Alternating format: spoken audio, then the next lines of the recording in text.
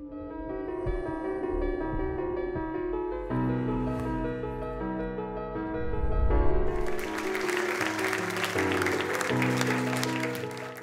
y a 6 ans, la première personne que j'ai rencontrée dans ma grande aventure du quantique s'appelle Alain Aspect. C'est un grand physicien qui a passé 3 heures en compagnie de Fanny Bouton, que je vais vous présenter après, pour nous expliquer les mystères de la physique quantique, que je ne vais pas vous expliquer en détail parce que le temps est trop court. Et Fanny Bouton, d'ailleurs, qui a une formation d'origine en art graphique, est devenue directrice des technologies quantiques chez le premier opérateur de cloud européen.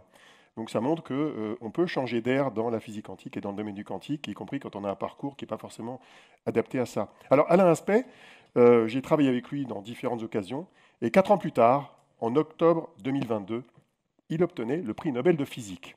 Comme quoi, on peut faire des rencontres intéressantes dans la vie quand on change d'air, justement. Alors, pourquoi je me suis intéressé à ce domaine-là? Je m'y suis intéressé pour plein de raisons, mais l'une d'entre elles, c'est la grande diversité scientifique de ce domaine-là. Et je pense que quand on est dans une école d'ingénieurs généralistes, comme aux mines de Nancy, je pense que ça peut résonner chez vous. On s'intéresse dans ce domaine-là à la physique, qu'on redécouvre. Moi, j'ai fait ça plusieurs décennies après mes études. On redécouvre aussi les mathématiques, ou parfois des champs mathématiques qu'on n'a pas eu l'occasion de creuser, comme les théories de la complexité. On découvre aussi l'ingénierie, l'électronique. Moi, je n'avais jamais fait d'électronique, je me suis remis à faire de l'électronique. On découvre aussi des pans de ce qu'on appelle le computer science, donc les sciences de l'information qu'on ne connaît pas forcément très bien. Et puis aussi, on doit s'intéresser aux sciences sociales et humaines. Pourquoi? Parce que quand on est un généraliste comme moi, on doit s'intéresser à l'impact des technologies sur la société, au cas d'usage, à la géopolitique, et tout ça, ce sont des SHS.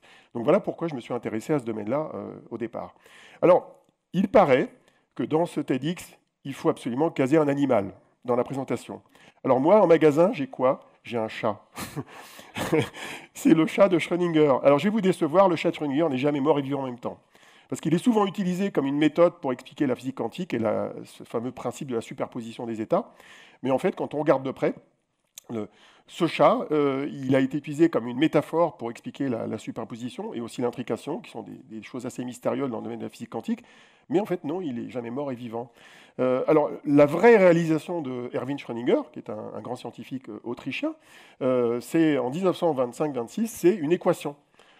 Alors ça, vous l'apprenez en cours, quand vous êtes en école d'ingénieur ou en thèse de physique quantique. Cette équation, elle décrit quoi? Elle décrit la probabilité de trouver des électrons dans les nuages d'électrons qui sont dans les atomes ou dans les molécules. Donc là, vous avez l'atome d'hydrogène et les différentes manières dont les électrons s'arrangent dans l'atome d'hydrogène en fonction essentiellement du magnétisme, mais aussi du niveau d'excitation des atomes. C'est ça le principe de base de cette équation. Alors, à quoi sert la physique quantique? Parce que je ne vais pas vous faire de cours de physique quantique. La physique quantique, sans que vous le sachiez, en fait, vous l'utilisez déjà.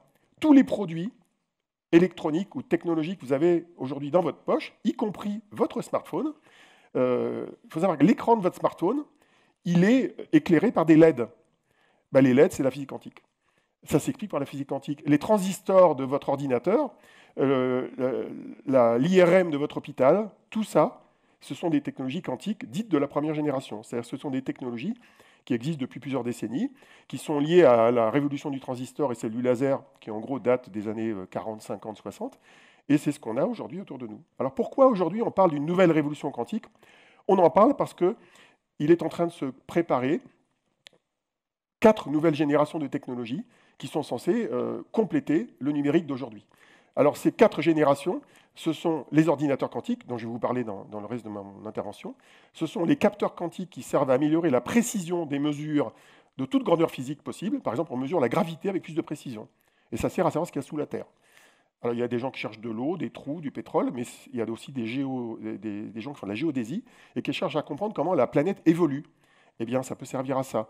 Il y a d'autres personnes qui, grâce aux télécommunications et à la cryptographie quantique, essayent de mieux protéger les réseaux de l'Internet, ou permettent, pourquoi pas, de relier des ordinateurs quantiques ou des capteurs quantiques entre eux via des réseaux eux-mêmes quantiques.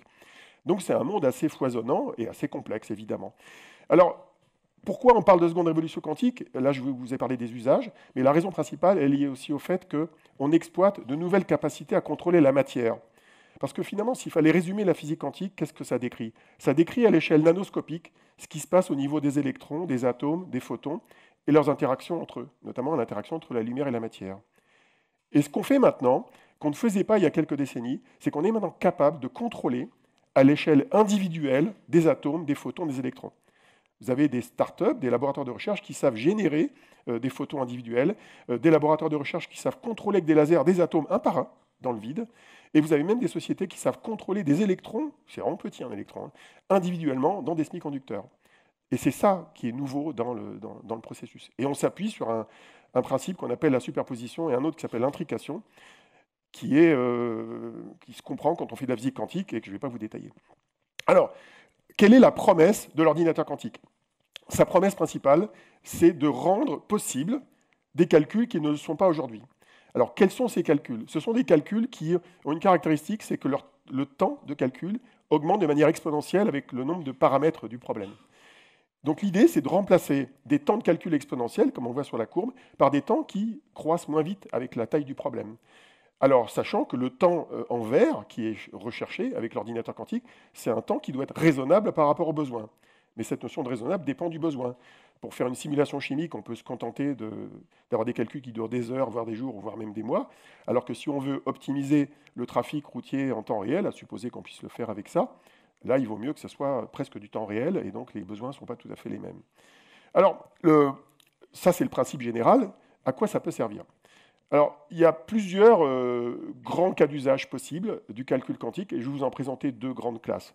Le premier, et c'est vraiment la plus importante et celle qui génère le plus d'espoir chez les scientifiques, c'est de simuler la matière. Alors quand je dis la matière, c'est au sens large du terme, c'est-à-dire la matière solide, la matière organique, dans le vivant, dans le domaine des énergies, et donc d'être capable de simuler tout ce qui se passe dans des molécules et dans leurs réactions chimiques. Donc ça peut servir potentiellement à inventer de nouvelles batteries qui seraient plus efficaces. Ceux qui ont des voitures électriques comprennent ce que ça veut dire. Ça peut servir aussi à développer de nouvelles thérapies, donc dans la biologie moléculaire. Ça pourrait servir aussi potentiellement à inventer des méthodes pour produire des engrais avec moins d'énergie, capter le CO2 avec une meilleure efficacité aujourd'hui. Alors ça, c'est une promesse, on ne le fait pas encore, et c'est ce qu'on cherche à faire. Autre domaine d'activité, ce serait d'optimiser en gros les opérations dans la logistique et les entreprises. Donc typiquement, dans les transports, dans la logistique, dans la livraison. Ça peut être aussi pour router des véhicules autonomes le jour où on aura des véhicules autonomes. Donc ce sont des choses très opérationnelles dans le monde, y compris dans la distribution. Et puis il y a un autre domaine aussi où il y a des choses à faire, c'est optimiser la distribution de l'électricité lorsqu'elle sera produite de manière encore plus prégnante qu'aujourd'hui par des énergies renouvelables et intermittentes. C'est plus dur de distribuer l'électricité quand elle vient de plein d'endroits différents avec un côté un peu aléatoire que quand elle vient de quelques centrales nucléaires ou quelques centrales classiques ou même de barrages hydroélectriques. Donc c'est un exemple de cas d'usage utile pour la société de ce genre de technologie. Alors maintenant, je vais essayer de vous expliquer comment ça marche. A priori, à partir de maintenant, vous n'allez rien comprendre. Mais j'essaye quand même, et à chaque fois, j'explique comment ça fonctionne. Alors, et là, ne prenez pas ça au pied de la lettre, on utilise ce qu'on appelle les qubits dans le monde du quantique. Alors, qu'est-ce que c'est un qubit? C'est un objet quantique qui est à la fois un objet mathématique et un objet physique. Mathématiquement, c'est un objet qui permet de gérer de l'information. Alors, pour ceux qui connaissent l'informatique, on sait que l'informatique, de manière classique, à la base, c'est des bits qui sont à 0 ou à 1, selon que le courant passe ou pas d'un des transistors. Eh bien là, on est dans un objet mathématique qui contient deux variables qui sont en fait, en gros, deux nombres réels, ou deux nombres flottants, pour ceux qui connaissent l'informatique. Et ces deux nombres flottants, c'est évidemment plus d'informations qu'un seul bit d'une seule information. Alors, pourquoi on utilise ça? C'est parce que les objets physiques qui sont derrière, ce sont des objets quantiques. Et ces objets quantiques, ils sont représentés par une phase et une amplitude, un peu comme un signal électrique. Et donc, cette phase et cette amplitude, ce sont deux degrés de liberté qui correspondent à l'information qu'il y a dans ce qubit-là. Alors, physiquement, qu'est-ce que c'est? Physiquement, un objet quantique qui est utilisé pour faire ça, c'est un objet dont on contrôle deux états séparables, mesurables, initialisables, etc. Donc ça peut être par exemple le niveau d'énergie d'un atome qu'on contrôle avec deux niveaux d'énergie séparables. Ça peut être le spin d'un électron qui est vers le haut ou vers le bas. Et ça peut être une propriété d'un photon, donc un élément de la lumière, qui peut être par exemple la polarisation. Et il y a tout un tas de dispositifs qui permettent de faire ça. Alors jusqu'à présent, je vous ai parlé de la puissance d'un seul qubit. Mais la puissance de calcul, elle vient d'où? Elle vient du fait que quand on va associer et relier entre eux un grand nombre de qubits, on va avoir une puissance de calcul et surtout un espace de mémoire qui va augmenter de manière exponentielle avec le nombre de ces qubits. Et donc, on a cette formule mathématique facile à retenir qui est que, avec n qubits, on a 2 puissance n nombres complexes ou 2 puissance n plus 1 nombres réels qui correspond à l'espace mémoire. Donc, c'est beaucoup d'informations. Mais ça marche que si on relie les qubits entre eux, comme dans le schéma qui est à droite, qui représente un processeur quantique et la manière dont les qubits sont reliés les uns avec les autres, dans le cas du processeur d'IBM qui est présenté ici. Alors, la magie du calcul et l'accélération du calcul ne vient pas que de ça. Elle vient aussi d'un autre paramètre qui est la capacité à tirer parti des propriétés de la physique quantique qui sont l'intrication, la superposition, et aussi un phénomène qui est plutôt analogique, qui est le phénomène des interférences. Donc c'est là d'où vient la puissance. Alors à quoi ça ressemble? Nos bestiaux, les ordinateurs quantiques aujourd'hui, ils existent, hein, on peut les tester dans le cloud. Ce sont des boîtes noires en général, et je vais ouvrir la boîte noire. Je vais ouvrir celle qui est en haut à gauche, et on va regarder ce qu'il y a dedans. Alors quand on ouvre la boîte, on tombe là-dessus. C'est un peu bizarre, beaucoup de fils qui descendent dans tous les sens. En fait, l'ordinateur quantique, c'est, dans pas mal de cas de figure, un objet qui est très hybride. D'abord, c'est des circuits électroniques qui sont mis à froid, très basse température, dans un grand cylindre avec plein de couches, alimentés par des câbles, et tout ça, c'est refroidi avec de l'hélium. Donc, en gros, c'est une usine à gaz, au propre figuré. Et ça, c'est contrôlé par de l'électronique, qui est à gauche. Et cette électronique, avec plein de racks, avec plein d'électronique, c'est contrôlé par un ordinateur classique. Donc en fait, on a un système hybride informatique, électronique, semi-conducteur à basse température et de la cryogénie qui refroidit tout ça. Alors aujourd'hui, on pourrait se dire, est-ce que ça marche ou pas? Si vous lisez la presse récente ou les publications des analystes, ils vous disent, ça y est, ça marche, allez-y, les enfants, les entreprises peuvent l'utiliser. Ce n'est pas tout à fait vrai, je dirais même que c'est faux, à savoir que ce n'est pas encore tout à fait au point. Si vous prenez Alain Aspect, que j'ai cité tout à l'heure, lui, ce qu'il dit, c'est que ça prendra plusieurs décennies pour être mis au point. Alors pourquoi c'est difficile à mettre au point? Pour plein de raisons. La première, c'est que nos qubits, là, ces objets physiques, ils sont fragiles. Ils sont dépendants des interactions avec l'environnement. Et il y a beaucoup d'éléments qui perturbent leur fonctionnement. Donc ça, c'est assez important. Et donc on essaye de trouver des méthodes pour corriger ces erreurs-là. Mais corriger les erreurs, ça nécessite d'avoir un plus grand nombre de qubits physiques. Ça nécessite aussi de se poser des questions sur l'énergie que ça va consommer. Et ça pose plein d'autres questions qui sont la manière dont on va interconnecter les ordinateurs quantiques entre eux. Et on ne sait pas encore le faire vraiment aujourd'hui. Et on se pose aussi des questions sur la mémoire quantique qui va permettre de faire fonctionner tout ça. Il y a encore du travail de ce côté-là. Alors pour vous donner un peu un ordre de grandeur du problème, quand on met au point ces machines-là, on développe des programmes qui contiennent des instructions. Et c'est représenté avec ce genre de schéma qui n'est pas évident à comprendre. Et il faut savoir qu'un programme contient un nombre d'instructions. Et chaque instruction, aujourd'hui, génère des erreurs. Et ces erreurs, elles s'accumulent avec le temps et avec le nombre d'opérations. Et ce qu'on voit ici, c'est que quand on fait des milliers d'opérations, bien au bout d'un certain temps, on obtient trop d'erreurs. Et la qualité des qubits qu'on voudrait obtenir, qui est de 99,999%, on ne l'a pas encore aujourd'hui, on n'a que 9 quelques pourcents, et on est encore loin du compte. Ce qu'on voit dans le schéma qui est là, ça c'est un schéma, double échelle logarithmique, pas évident à suivre. Et dans cette double échelle logarithmique, qu'est-ce qu'on voit? On voit que le taux d'erreur des qubits est très mauvais à gauche et il est bon à droite. Et le nombre de qubits dans l'échelle des Y, il augmente quand on va vers le haut. Et qu'est-ce qu'on voit ici? On voit que en fait, la zone rose, c'est l'état de l'art, mais cet état de l'art, il n'est pas intéressant parce qu'il n'est pas plus puissant que les ordinateurs actuels. Et il faut travailler pour aller dans la zone verte, où là, on pourrait avoir plus de puissance que les ordinateurs classiques. Et donc, c'est du travail. Et c'est pas tout. Il y a eu un record récent, il y a à peine 2 semaines, qui a été battu. Pour la première fois, il y a quelqu'un qui a dépassé 99,9% de fidélité, ce qui est très très bien, mais seulement pour 20 qubits, alors qu'il en faudrait des milliers, voire des millions. Donc il y a encore du travail à faire. Alors les gens, ils ont imaginé des solutions pour faire ça.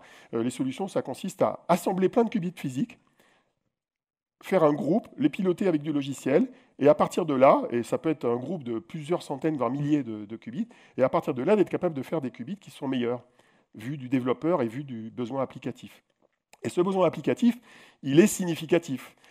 Pour faire, par exemple, des simulations chimiques que j'évoquais tout à l'heure, on a besoin d'une qualité, c'est-à-dire d'un taux d'erreur qui soit extrêmement faible. On a besoin, par exemple, d'avoir 10 puissance moins 13 erreurs. C'est très bas, ça, comme erreur. Et ça veut dire quoi? Ça veut dire que c'est une exigence très lourde pour faire ces machines-là. Pour prendre par exemple l'exemple de la simulation d'une batterie, aujourd'hui les estimations sont qu'il faut des millions de qubits physiques pour faire ça. Donc ça montre l'étendue du défi pour y arriver. C'est très compliqué d'y arriver. Donc c'est un défi absolument extraordinaire. Et d'ailleurs, le temps de calcul, même dans ce cas de figure-là, risque d'être très élevé. Il se compte en jours, mois, voire années, selon les techniques qui sont utilisées. Mais heureusement, il y a des progrès algorithmiques qui sont réalisés régulièrement par les scientifiques dans ce domaine-là. Alors ça correspond à un investissement qui est réalisé dans le monde par un grand nombre de pays. Et on est dans une situation qui est assez extraordinaire aujourd'hui, c'est que tous les pays se mobilisent là-dessus. Ils rêvent tous de faire cet ordinateur quantique qui va augmenter la puissance de calcul pour résoudre les problèmes que j'évoquais tout à l'heure. Et si vous regardez le schéma qui est là, vous vous rendez compte d'une chose, c'est que l'Europe, en fait, est numéro 1 mondial en investissement dans la recherche publique dans le domaine. On est devant les États-Unis, on est devant la Chine, ce qui n'est pas forcément évident à assimiler et à accepter. Alors par contre, dans l'investissement privé, il y a plus d'argent dans le privé aux États-Unis qu'en Europe.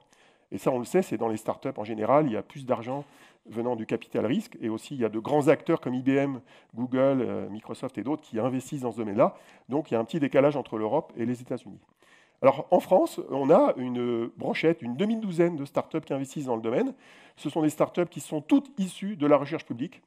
Elles viennent du CEA, elles viennent d'INRIA, du CNRS, elles viennent de la région parisienne, mais de Grenoble ou d'ailleurs. Et ces startups-là, elles construisent ce futur. Et ce futur, il nécessite un investissement et un jus de cervelle énorme. Alors la question qui se pose, c'est quand est-ce qu'il va arriver cet ordinateur quantique, ou quand vont arriver ces ordinateurs quantiques qui vont réaliser les promesses que j'évoquais tout à l'heure. Il y a plusieurs manières de voir les choses. Une manière un peu simpliste qui est de se dire ça va arriver dans 15 ans ou dans 20 ans. Donc il y a des gens qui demandent ça arrive quand? Alors moi je dis en avril 2037, au hasard. Il y en a une autre qui est de dire ça va arriver de manière continue, c'est-à-dire que le progrès va arriver progressivement. Et donc il faut être patient, ça va prendre du temps. Et donc ça va arriver étape par étape avec la capacité à d'abord expérimenter à petite échelle ces machines-là. C'est ce qu'on fait aujourd'hui, notamment dans le cloud. Puis on aura un début de ce qu'on appelle un avantage quantique, c'est-à-dire une capacité à faire des choses plus facilement que d'habitude. Et puis seulement après, on aura peut-être un avantage au sens où on fera des choses qui seront impossibles à réaliser avec les meilleurs calculateurs qu'on a aujourd'hui. Alors c'est du long terme. Mais le long terme, il existe dans plein d'autres domaines scientifiques. Premier domaine, c'est la fusion nucléaire. On sait qu'il faudra attendre encore quelques décennies pour que ça marche. Et on a des milliards de dollars qui ont été investis à Cadarache, pas loin d'ici, enfin plutôt au sud de Lyon. On a les biotech. Inventer un traitement contre tel ou tel type de cancer ou maladie neurodégénérative, c'est un investissement pluridécennal. On se rappelle que Jacques Chirac avait lancé ça dans les années 2005 et on n'y est pas encore. Donc on voit bien que c'est aussi du long terme. Et puis dernier exemple, c'est la conquête de l'espace. Ça fait longtemps qu'on dit qu'on va aller sur Mars et on n'y est pas encore. Alors tout ça, ça repose sur des vrais gens. Ce n'est pas abstrait la physique quantique. Les technologies quantiques, c'est des vrais gens. C'est des équipes qui sont des équipes de recherche. Donc, en haut, vous avez quelques photos de communautés de recherche. À droite, en violet, vous avez mes étudiants de l'EPITA où j'enseigne. Et en dessous, vous avez les équipes de start-up. Donc c'est des centaines de personnes qui, en France et dans le monde, travaillent sur cet objectif-là, qui est un objectif qui est très long terme. Et le paradoxe, c'est qu'en fait, vous allez dire, ce qu'il raconte là, c'est bizarre. Il parle d'un truc, il ne sait pas quand ça va arriver. Bah, paradoxalement, cette incertitude, c'est une chance pour nous et pour vous. Pourquoi? Parce que c'est une chance pour les scientifiques de faire la différence.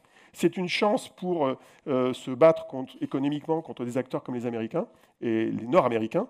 Et donc, l'incertitude, justement, c'est une opportunité, ce n'est pas un obstacle. C'est ça qu'il faut retenir de cette intervention. Merci.